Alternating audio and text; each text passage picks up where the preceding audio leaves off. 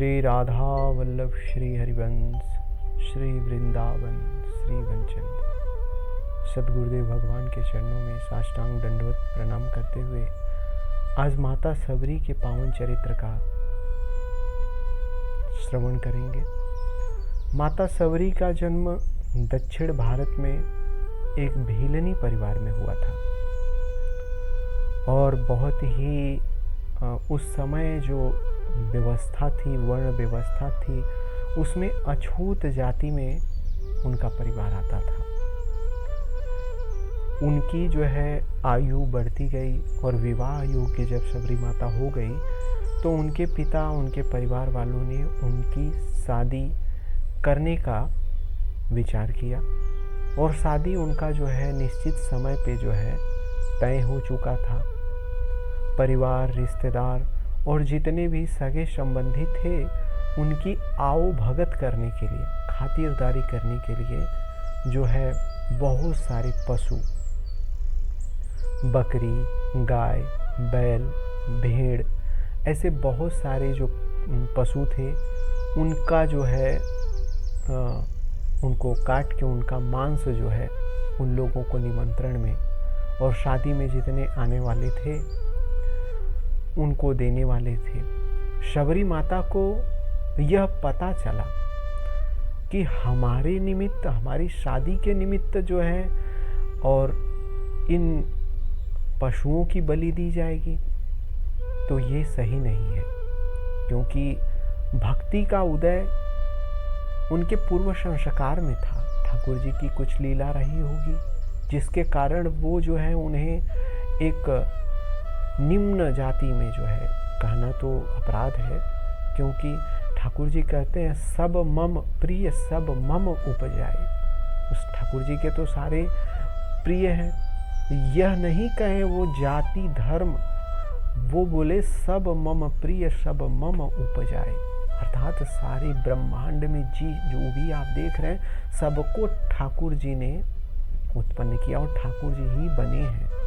तो यहाँ पे भेद करना तो ठीक नहीं, लेकिन समय काल के अंतर्गत कुछ पद्धतियाँ उत्पन्न हो जाती हैं जिसकी वजह से लोगों को जो है उस समय जो है कठिनाइयों का सामना करना पड़ता है। तो उसी समय जाति धर्म का जो है बहुत ही बोलबाला था। तो सबरी माता ने देखा कि एक तो मैं भीलनी जाति की और ऊपर से जो है इतनी सारे जो जीवों की जो है हत्या हो रही हमारे निमित्त, हमारी अगर शादी हो रही है तो जो है उनकी हत्या होगी, तो क्यों ना मैं शादी ही ना करूं, तो इन जो जानवर हैं इनकी जान बच जाएगी। अब शादी के लिए कल बारात आने वाली है और सबरी जी ने रात्रि में ही घर से निकली, दरवाजे से जब देखी सब लोग सो गए हैं तो निकली और निकलकर सारे जीवों को जो है, जो भी गाय, बैल, बकरी, भेड़ जितने भी थे सबको छोड़ के और उनको जो है जंगल में भगा दिया और खुद जो है जंगल में ही भाग गई। और भागते भागते जो है जहाँ पे ऋषि लोग रहते थे वहाँ पे ऋषि मुख पर्वत है, वहाँ के नज़दीक में पंपा सरोवर के पास में जितने भी ऋषि लोग रहते थे उनके आश्रम के नज़दीक ही जंगल में सबरी माता रहने लगी। तो भक्ति की तो कृपा इनके ऊपर बरसने वाली प्रारंभ हो चुकी थी। अब जो है उनका जो है प्रेम रूपी जो भक्ति है, कृपा रूपी भक्ति और दृढ़ होने वाली है। सबरी माता ने देखा कि यहाँ पे जो संत जन रहते हैं, सन्यासी जन रहते हैं, भक्त जन रहते हैं, ठाकुर जी की आराधना में नित्य लीन रहते हैं, क्यों ना हम उनकी सेवा अज्ञात रूप से करें।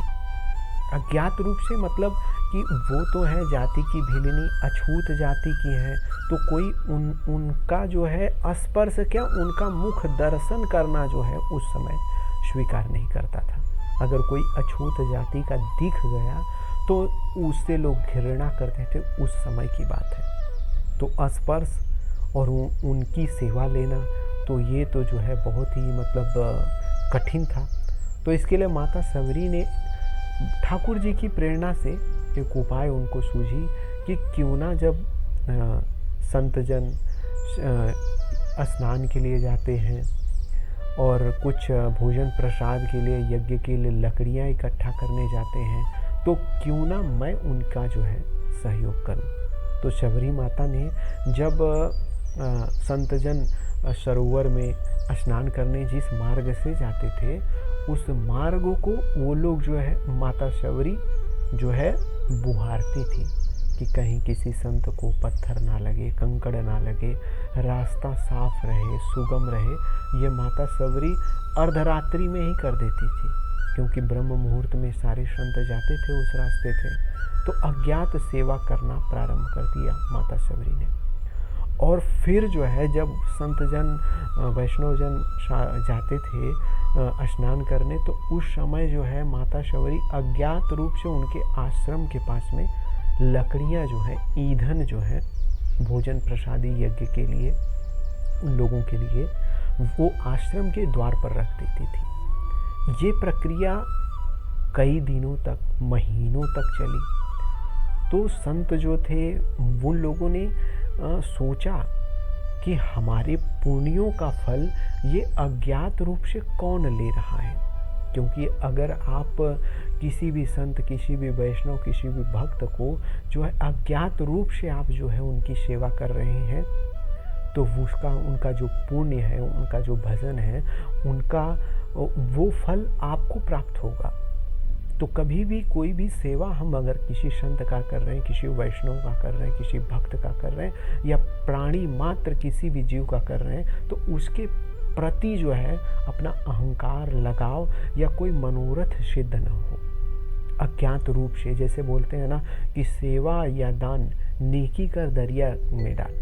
एक हाथ से हम सेवा कर रहे हैं किसी का, दान पुण्य या कोई किसी भी प्रकार की सेवा कर रहे हैं, तो दूसरे हाथ को हमारे पता भनक तक नहीं चलनी चाहिए कि हमने किसी की सेवा की है और इसका कहीं अभिमान न आ जाए। तो ये जो पुण्य है ये कौन करके जा रहा है, ऋषियों ने जो है विचार किया, इसका पता लगाया जाए कि हमारे पुण्य का भागीदार कौन बन रहा है। तो ऋषियों ने जो है कुछ जो है अपने ऋषिगण रात्रि में ही आश्रम के चारों तरफ जो है छुप गए, और छुप के जो है ऋषि जन जो है वो इंतज़ार में बैठ गए झाड़ियों में कि देखते हैं कौन आता है जो अज्ञात रूप से सेवा करके चला जाता है। अब समय आ चुका था माता शबरी का जो है सबके सामने प्रकट होने का। तो माता शबरी जैसे ही अपनी सेवा करने के लिए आई और उन्हें जो है सन्यासी जन, भक्तजन, वैष्णव जो थे, ऋषिजन, ब्रह्म ऋषिजन, उन लोगों ने उन्हें जो है रोका कि आप कौन हो, आप कौन हमें ये सेवा देती हो, किसके आदेश से आप देती हो सकता है कोई जो है राजा महाराजा या कोई भी ऐसा व्यक्ति हो जो आपको यह कार्य करने के लिए निमित्त किया हो कि जाइए आप जो है इनका सहयोग करिए, इसका पुण्य जो है हमें मिलेगा, आपको कुछ धन दे देंगे। तो जब माता शबरी को आश्रम के बाहर ही लाया गया, तो माता शबरी को देखते ही लोग पहचान गए कि ये जो है किसी अछूत जाति की महिला है, स्त्री है। तो उनसे पूछा उन लोगों ने कि तुम कौन हो। तो माता शबरी सभी ब्रह्म ऋषियों को प्रणाम करते हुए बोली कि मैं जाति की भीलनी हूँ और मैं जो है कुछ दूर पे हमारा गांव है। सारा वृत्तांत उन्होंने बताया और जो है हम ऐसी ऐसी सेवा करते हैं। तो माता शबरी ने सारा वृत्तांत बताया और वहाँ पे वो आश्रम के जो गुरु रूप में थे मतंग ऋषि ने जब देखा कि माता शबरी वो तो ब्रह्मनिष्ठ, ब्रह्म को प्राप्त ऋषि थे, स्वयं भगवान स्वरूप थे, उन्होंने अपने भागवतिक दृष्टि से देखा कि इनकी कृपा से ठाकुर जी आने वाले हैं इस स्थान पे पवित्र करने के लिए। तो उन्होंने अपने आश्रम में ही रहने के लिए उनको जो है आज्ञा दी। लेकिन धर्म के विरुद्ध जो है किसी अछूत जाति की निम्न जाति की स्त्री को, क्योंकि उस समय जाति के अलावा स्त्री स्पर्श भी बहुत ही मतलब प्रॉब्लम होता था, लोग वहाँ पे स्पर्श तक करना नहीं चाहते थे स्त्री का। तो इसके लिए जो है और बहुत ही मतलब कि समस्याओं का सामना, निंदा का सामना मतंग ऋषि को करना पड़ा, अन्य जो ब्रह्म ऋषि थे। और इस कार्य से जो है जब मतंग ऋषि आश्रम में रख लिए उनको, तो कितने जो हैं ब्रह्म ऋषि मतंग ऋषि को छोड़ के उनके आश्रम को अन्यत्र चले गए। फिर मतंग ऋषि रहते थे और उनकी जो सेवा होती थी, सबरी माता जो है सेवा प्रदान करती थी। ठाकुर जी का जो है निज मंत्र, सारी जो सेवाएं हैं, सब जो है पद्धति क्या है, वह सारा धीरे धीरे करके मतंग ऋषि जी शबरी माता को बताते रहते हैं। और अब समय आ गया मतंग ऋषि को भगवत धाम में जाने का। शबरी माता को बुलाए मतंग ऋषि और उन्होंने बोला कि आप जो है यहीं पर रहिएगा और इंतजार करिएगा।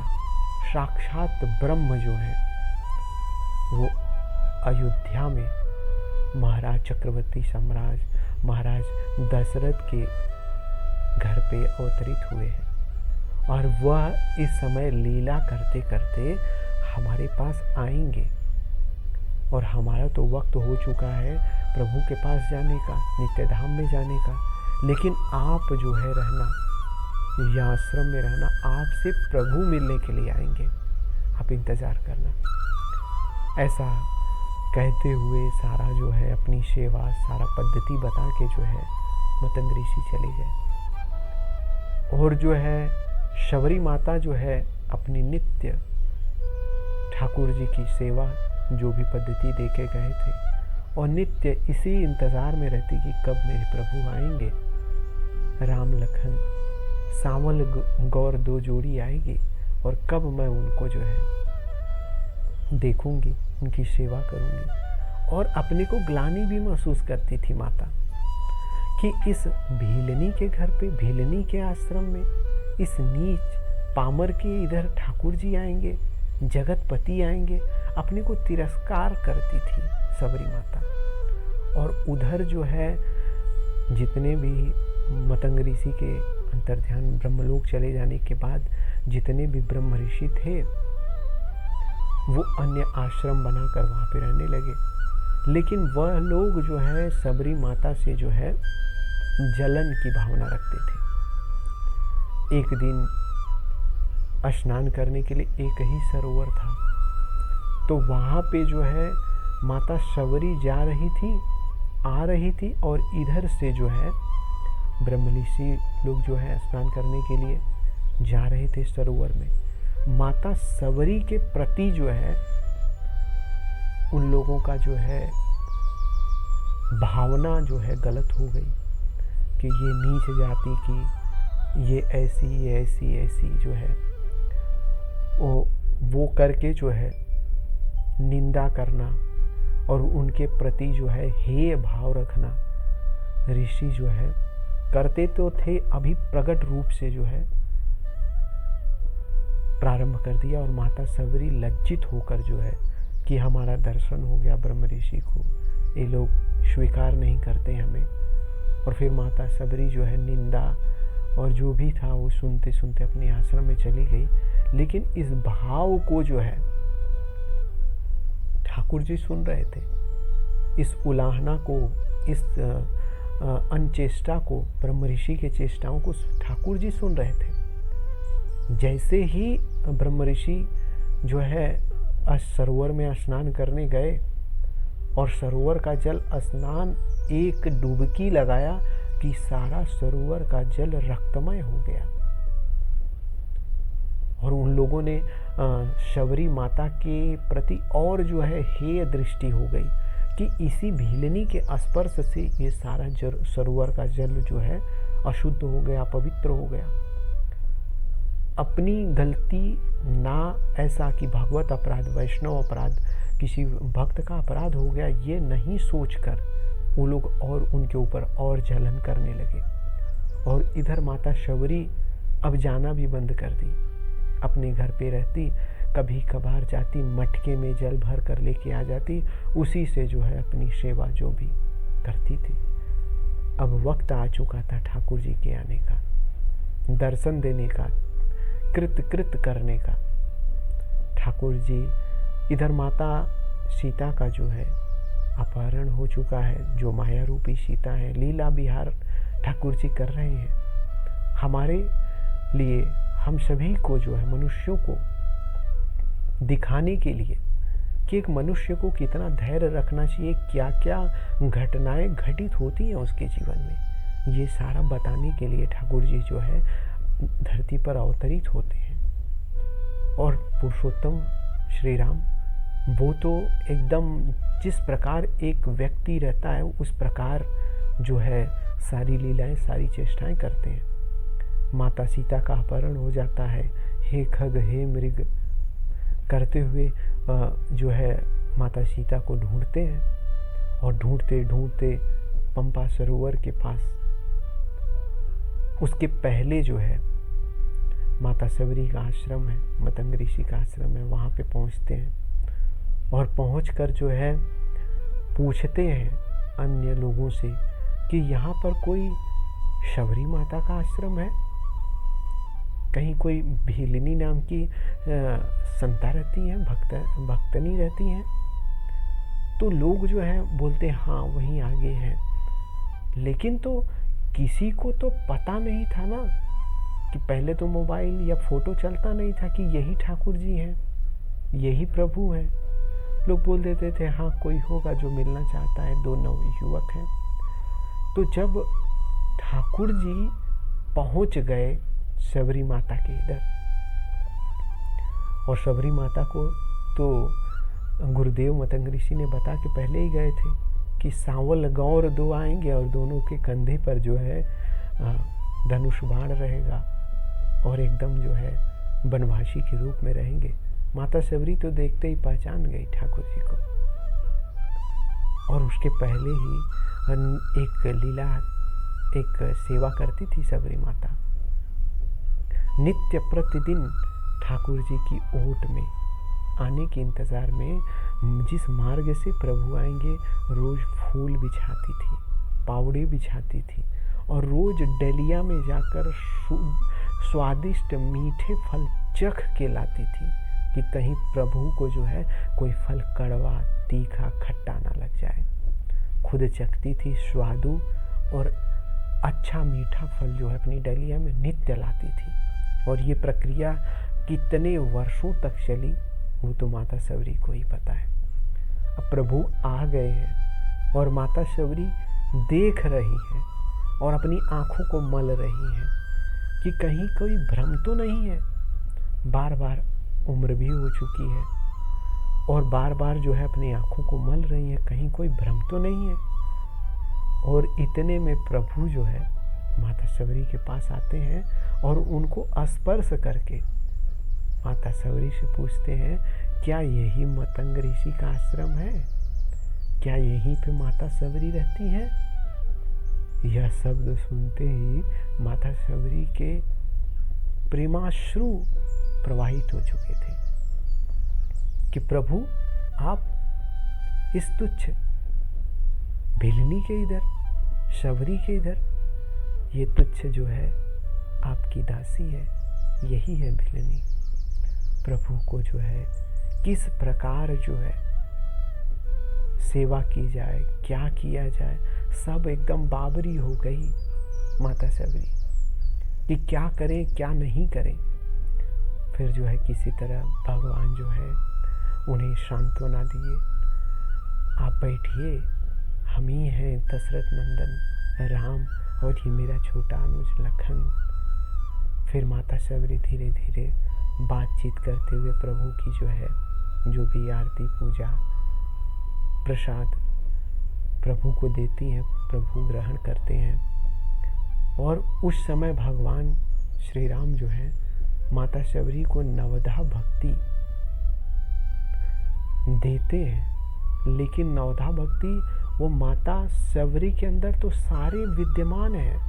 नवधा भक्ति से भी अलग एक भक्ति है, प्रेम लक्षणा भक्ति, वो भी माता शबरी के अंदर है, जो नवधा भक्ति से ऊपर का जो है स्थान है, प्रेम लक्षणा भक्ति। ये तो हमारे जैसे पामर पतितों के लिए प्रभु जो है माता शबरी को निमित्त बनाकर हम लोगों के लिए उपदेश करते हैं। फिर यह अन्य लोगों को जो है, ब्रह्म ऋषि लोगों को ज्ञात हो गया कि यही प्रभु हैं दशरथ नंदन श्री राम और लक्ष्मण, जो माता शबरी मतंग ऋषि के आश्रम में आए हैं। तो वो लोग अभी भी जो है भगवान नहीं जान रहे, सोच रहे कोई सन्यासी है, युवा सन्यासी है, ब्रह्म ऋषि है, इनसे जो है भगवान है, तो इनसे जो है भगवत बुद्धि ना कर इनसे जो है उपाय पूछ रहे हैं कि हमारा जो सरोवर का जल अशुद्ध हो गया है उसे कैसे शुद्ध किया जाए, उसका कोई उपाय बताइए आप।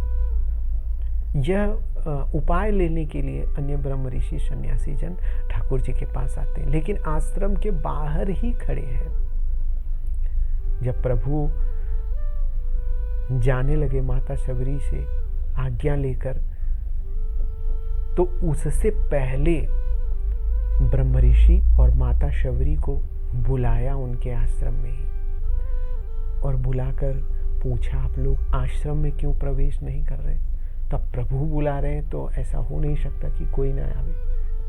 चक्रवर्ती सम्राट के राजा हैं, छत्रपति, पूरे ब्रह्म पृथ्वी पर राज्य है, उनके पुत्र हैं प्रभु श्री राम, और सब भगवान भी कहते हैं, तो उनका आदेश का उल्लंघन कैसे। तो सबको आश्रम में बुलाया, जितने भी ब्रह्म ऋषि सन्यासी भक्तजन थे, माता शबरी भी है वहाँ पे। और फिर उन लोगों ने सारा जो है अपना समस्या बताया। तो ठाकुर जी ने बताया कि ये किसी अन्य कारण से अशुद्ध नहीं हुआ है, ये आप लोगों का जो है शबरी माता के प्रति भक्त वैष्णव अपराध होने की वजह से हुआ है। आप लोग, इसका एक ही उपाय है कि माता शबरी का चरणामृत लीजिए, और उनके प्रति जो है जितने भी आप लोगों की हेय बुद्धि है उसे खत्म कर कर उनका चरणामृत ले जाके सरोवर में डालिए, जल शुद्ध हो जाएगा। माता शबरी अपने आप को तुच्छ मानते हुए, कैसा प्रभु आप करवा रहे हो, कहाँ मैं, आप अपना चरणामृत दे दीजिए सरकार, आप जगत पतितों को भी पावन करने वाले आप हैं, आप अपना नहीं हमारा चरणामृत दिलवा रहे। प्रभु के बहुत समझाने के बाद, भक्ताधीन है प्रभु, जहाँ पे भक्त रहते हैं उनके भक्त के पाछे पाछे फिरते हैं प्रभु। भगत मेरे सिरो मुकुटमणि, तो भगवान जो है ठाकुर जी कहते हैं कि इन्हीं का लीजिए, हमारा नहीं। अपराध आपका इनके प्रति हुआ है, तो हमारा लेकर कुछ नहीं होने वाला है। आप जिसका अपराध हुआ उनके प्रति आपका जो है आदर सम्मान भेद बुद्धि खत्म होनी चाहिए। फिर माता शबरी का जो है चरणामृत उतारते हैं ब्रह्म ऋषि जन, और चरणामृत लेकर जो है सरोवर में डालते हैं, सरोवर का जल शुद्ध हो जाता है। और इधर माता शबरी जो है ठाकुर जी से नवधा भक्ति प्रदान लेती हैं, और ठाकुर जी को जो है आगे का जो है पंपा सरोवर ऋषिमुख पर्वत पर जो है सुग्रीव का जो है हनुमान जी का कैसे मिलन होगा, वो सारा जो है आगे की लीला में क्या होगा वो बताती हैं ठाकुर जी को। और ठाकुर जी की वंदना करके अपने गुरु आश्रम ब्रह्मलोक में, जहाँ पे उनके गुरु विराजमान हैं, ठाकुर जी के चरणों में निवेदन करते हुए दिव्य ज्योति के रूप में जो है शबरी माता ब्रह्मलोक को, ब्रह्मधाम में ठाकुर जी के चरणों में ही समा जाती है वो ज्योति, और अपने नित्य सेवा में जहाँ पे उनके गुरु जी हैं वहाँ पे चली जाती हैं। ऐसी भक्ति मती ब्रह्मनिष्ठ ठाकुर जी की लाडली शबरी माता का पावन चरित्र आप सभी के समक्ष रखे हैं। यह जो है चरित्र हमें बताता है कि किसी भी भक्त को, किसी भी वैष्णव को हमें हेय दृष्टि से नहीं देखना चाहिए। प्रभु दिखाते हैं कि मेरे लिए कोई छोटा बड़ा जाति कुल धर्म मर्यादा से नहीं, अपितु प्रेम से है।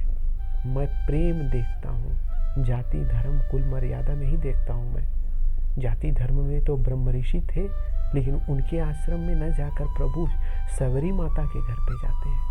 तो इसके लिए कभी भी किसी भी वैष्णव, किसी भी संत भगवान के चरणों में कभी भी हेय दृष्टि, जाति कुल धर्म का जो है मान मर्यादा को त्याग कर केवल एक ही चीज़ देखिए कि ये हमारे प्रभु के दास हैं, प्रभु के जन हैं। अब प्रभु जो है सबसे ज़्यादा प्यार करते हैं अपने लाडले भक्तों पर।